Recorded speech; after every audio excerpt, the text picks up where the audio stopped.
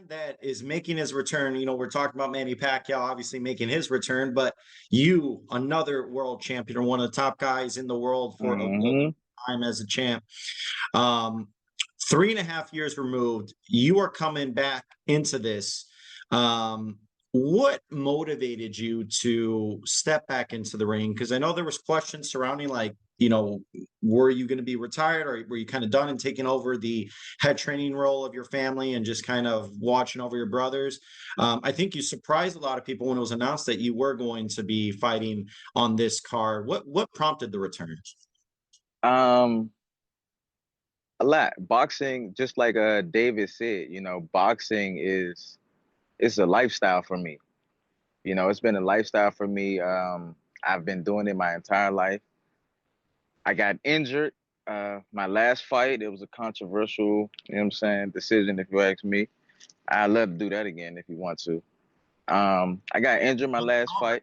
I don't think he want that. But I got injured my last fight. I still believe that within that fight, I was able to display my skill set and the talent that I bring into the sport of boxing. And I know David, his English is little, poquito. But ass whoopings are universal. Everyone knows what an ass whooping is, no matter what language, culture, or anything it is, you know. So with that being said, I always wanted to come back to the sport. I wanted to take the time out. My dad passed. I had the passing of my dad, who was my coach, my younger brother's coach. My younger brother actually passed away, I want to say, a few months before my dad passed. And then I got the injury. I injured myself. So it was a lot that I had to sit back, focus on, reprogram myself and lock in, taking the time to develop my younger brother. You know, I had to train my younger brother now. Now everything fell in my lap as far as a coach's perspective.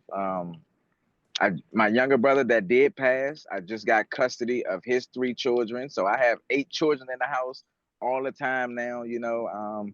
I just had to take the time out to focus in, lock in, and regroup and get my little brother situated. And now that I got a little downtime, I can come back to the sport. You know, I wanted to make sure that I was healthy before I came back. I still don't believe that my arm would ever be 100%, but I do believe that it's good enough for me to go out there and display my skill set and show people that I'm still one of the best in the world. Now you said you were dealing with a lot, you know, in your life, but now you're ready. You're back. Oh, yeah. You're healthy. Being apart from the sport for that long now, even though you were involved in the sport, you're obviously training, you're in the gym every day, you know, but you know, as a fighter, it's different once you step into the ring under the bright lights. You know, it's just a different experience.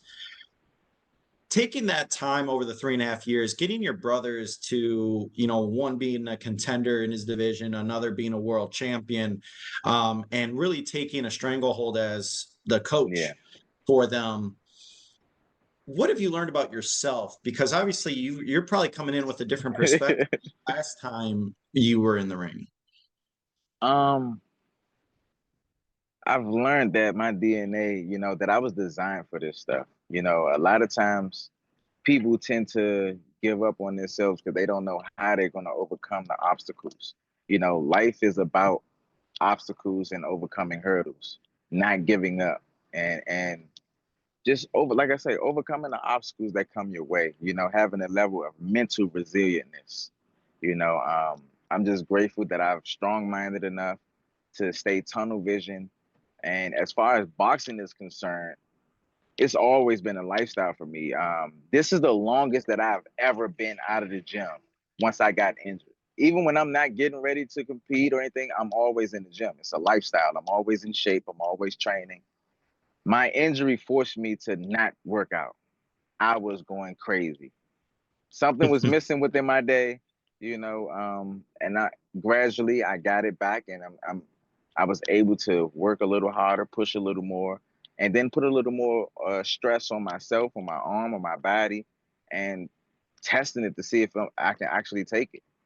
I believe at this point I can take it. You know, I got my younger brothers to the point in which that they are so far. Antoine is a world champion. He's supposed to be defending his title sometime in October. Antonio, he's supposed to be competing again in August. Me taking the reins as the head coach for that. It's funny because now that I'm competing again, my younger brothers are helping training me. So it's pretty cool, man, to change for the dynamics to switch like that.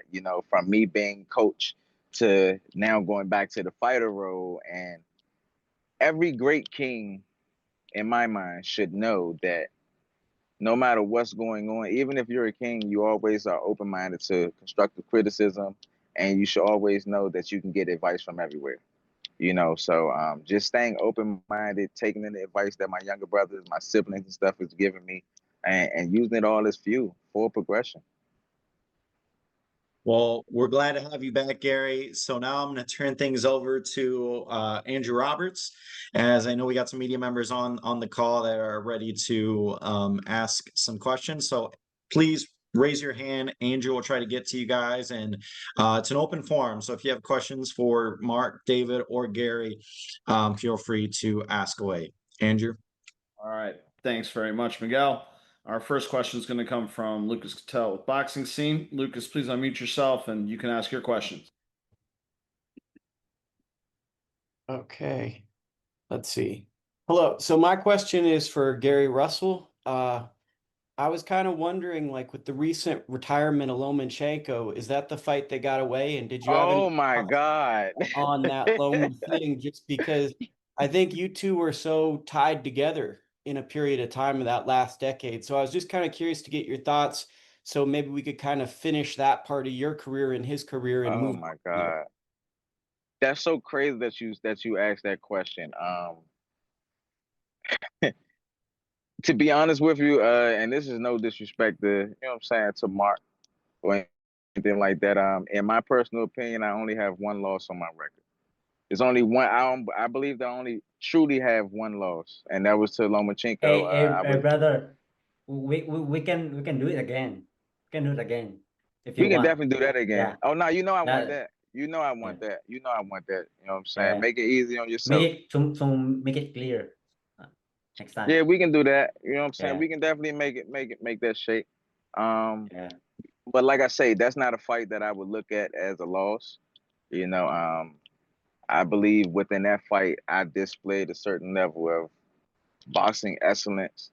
Marcus of Queensbury, the sport of boxing means to hit, not get hit. I believe in the Mark fight, I was, even with me being injured, I was still able to display my skill set, and it still was a lopsided fight if you ask me.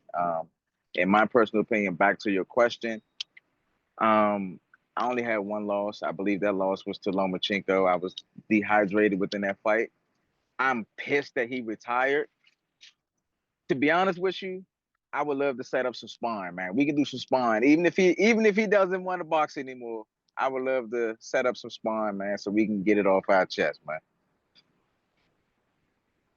All right. Excellent. Thank you very much for that, Lucas. Our next media question is going to come from Manuk Kopian with The Ring. Manuk, please unmute yourself and you can ask your questions.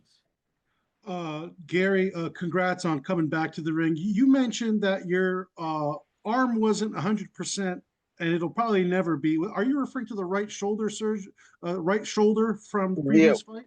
Yeah. Well, in that fight, I tore the tendon that was connected to the rotator cuff. I strengthened it up. It's strong enough now for me to do exactly what I want in the sport, for me to fire my shots efficiently the way that I would like them to. But I still don't feel as though that, it'll ever be 100%, I still don't feel as though it'll ever be 100%. I would never have a new arm again. I had to get cut and everything else. But I definitely worked it to the point where as though it's strong enough that I'm confident enough to go out here and be able to display my skill set to the world. And with, obviously you've gone through so much over the last few years. Looking back on your career, would you have wanted more activity now that you're 37, giving it another go? Would you hope to have done it differently over the last 10 years? To be honest with you, within the last 10 years, I would have loved to compete it more frequently, but if you want to be completely honest and blunt about it, a lot of these guys, when I was at the top of my game, a lot of these guys was not in a rush to step in the ring and compete against me. I can't make these guys fight. You know, I was willing to make the fights happen, but these guys wasn't willing to fight me. So I had to fight people like Mark and my mandatory challenger, the next best guy to the champion, because the champions that I wanted to unify against, they never wanted to fight me.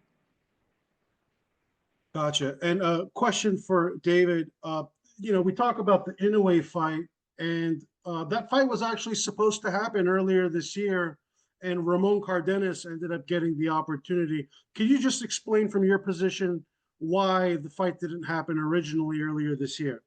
Bueno, David, sobre la pregunta anterior de Inoue, se suponía que vos ibas a pelear con él a principios de este año, pero al final la terminó consiguiendo Ramón Cárdenas. ¿Nos podrían contar un poquito de por qué sucedió, cuál fue el contratiempo y cuál es tu opinión de lo que sucedió? Okay. Yeah, when the fight are in this opportunity for me and for my team, we went to the contract, all the things that fight are for us. We can make, yeah, and we are in this moment we was estábamos muy emocionados. Martín, ¿me puedes ayudar con eso, por favor? Sí, no problema, dale. Muy emocionados por esta pelea, pero hubo varios contratiempos en cuanto a que no llegaba bien el contrato, en cuanto había terceras partes involucradas, y al final del día, pues parece que estaban hablando con nosotros y con Ramón al mismo tiempo, y a Ramón le llegó más rápido la noticia y dijeron, bueno, se va con Ramón. Sin embargo, si la vida quiere que esta pelea se dé entre Inoue y yo, pues Dios y la vida sabrán en qué momento nos la darán. Y yo estoy seguro de que será en diciembre, porque ya se ha venido hablando mucho. La pelea más importante en nuestra vida en estos momentos es la que viene este 19, pero sin duda alguna se va a dar esta pelea en diciembre. Well, so what happened with Inoue was a matter of timing and circumstances that didn't align for me, right? Because apparently they were talking to Ramon Cardenas at the same time. There were third parties involved, a contract that wasn't coming, that was being delayed, and apparently Cardenas got there first. But regardless of that, the fight on July 19th is the biggest one of my life.